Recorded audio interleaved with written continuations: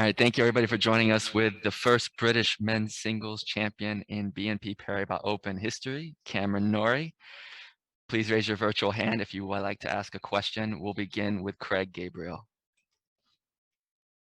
Cam, congratulations. Just explain, or can you put into words your feelings and emotions, and especially when that last point was won? Yeah, I mean, what an incredible week I've had here.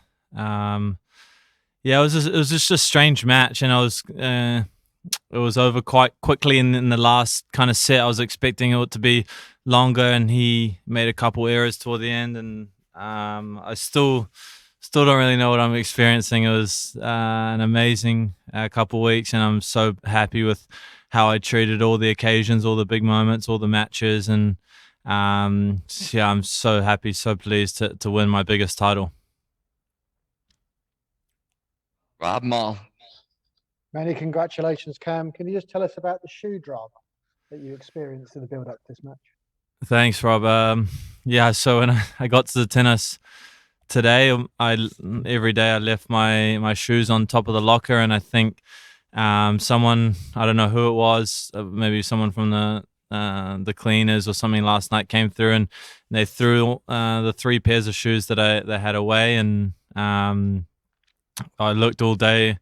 I had everyone looking, and I don't know what the people have against the Brits with the stealing the shoes, but I didn't manage to get them back, and I just had to go out there with a fresh pair of shoes, and yeah, it was just difficult. But luckily, I didn't have a wedding ring attached, so it was great. I didn't lose that, so it was a bonus for me.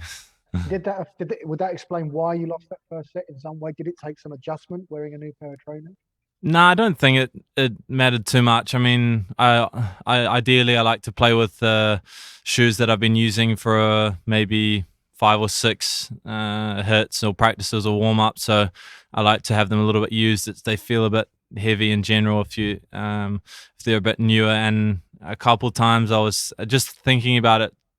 Probably not the best thing. You don't want to be thinking about your shoes, and a little bit to get used to. And I said at one point, I said, all right, these are the shoes I got, and I'm just gonna focus on what I can control right now. And I wore them in a little bit, and came good in the end.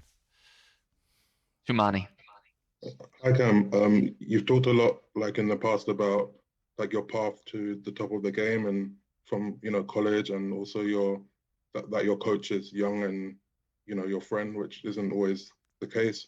I was wondering, just like, why do you think what is it about you and the decision you've made that you've gone on quite a unique path towards the top of the game and not kind of done the conventional things that a lot of players do? I think my progression with tennis has been pretty steady. Obviously, not been too quick to get up there. I think went through the challenges fairly quickly, and then around kind of 60 to 80, I was stuck there, and then made a jump forward. And I think I've just been working hard and progressing nicely, and making small improvements in my game and in my ranking. And I think it's honestly, I think doing it this way, and getting slowly better every year, and improving little things. I don't think I've missed anything, and I've made any big jumps. And then so I've been working extremely hard, and I've got great people around me that's wanting the best for me, and we're taking care of all the little details off the court, on the court, and we're all have the same goal in mind, so that when that all comes together, it definitely helps. And everyone's got the same passion for tennis and the same will to win and will to do well. So when everyone comes together, it's weeks like this, I think, can happen. Vani. Hello, Cameron. Congratulations on your win. This is Vani Gibertini with tennis.com. This win obviously changes a lot of things, including the fact that now you are genuinely in the run for the NATO ATP finals. I appreciate it's very soon after your match, but is it going to be an objective for you for the rest of the season? And is that going to convince you to change your planning? Are you going to play more tournaments to actually go to Turin? Yeah, even before the tournament, I was in the hunt. I think before I was 14 or 15 in the race, so I had a chance. I was thinking about it, but not if you think about it too much, can't be good for you. So I was like, all right, just take care of the matches. And I was meant to play Antwerp next week, but it's going to be tough. So I ended up pulling out of that one, and I'm playing Vienna, Paris, and Stockholm, the last 3 events indoors. And it would be nice to make it, but I'm gonna keep going and keep taking care of what I can and handling what I can, and we'll see how it goes. But I'm looking forward to the indoor season. I really like the courts. I've never really made a deep run in one of those tournaments, but I always play well, and I always lose tight matches. So hopefully those can swing in my favor this year. Back to Rob. Cam, at what point this year did you think Turin really was a realistic goal? We've played so much tennis, obviously made semi-finals. When did you realise you could actually potentially make the season finale in Italy?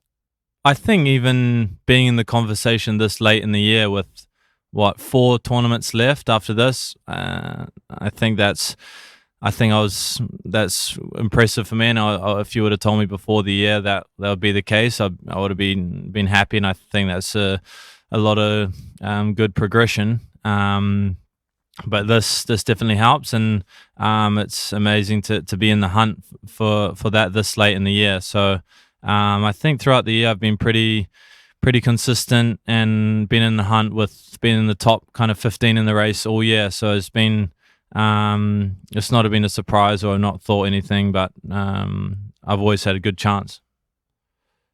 Back to Tamani. You mentioned in the encore interview that you would have been, you wouldn't have believed someone if they told you this would have happened at the beginning of the week. I'm curious, like, what, I know you're like an ambitious person in general, but what has surprised kind of you about this whole run? Has anything been surprising about this whole run for you? Yeah, I think it's a little bit surprising. Starting the tournament, you're a little bit nervous. You're not really sure, not used to the conditions, and you're not feeling good. And I had a couple of tough matches early on, especially against Bautista, and I think that was my toughest match. Physically, that match was rough, and I think it just shows if you stick around and in these big events. It was pretty miraculous that all the top guys lost. And when I looked at the 4 semi-finalists, I was like, there's a good opportunity here, and didn't really want to get too far ahead of myself. But I think that I think in the past, and a little bit with my experience being on the tour 4 years now, I think that I was very calm in the bigger moments, and I played unbelievable. My best tennis against Diego and against Grigor in the quarters and semis. Those were huge matches for me, and to come out and to play that level, and to manage to turn it around today, especially after things didn't go my way early on, and he's difficult and not really giving you any rhythm. I was able to get my foot in the door, and I was able to hang around and cause some trouble in the third set, and really feel like I was moving well in the end. Thank you, everybody.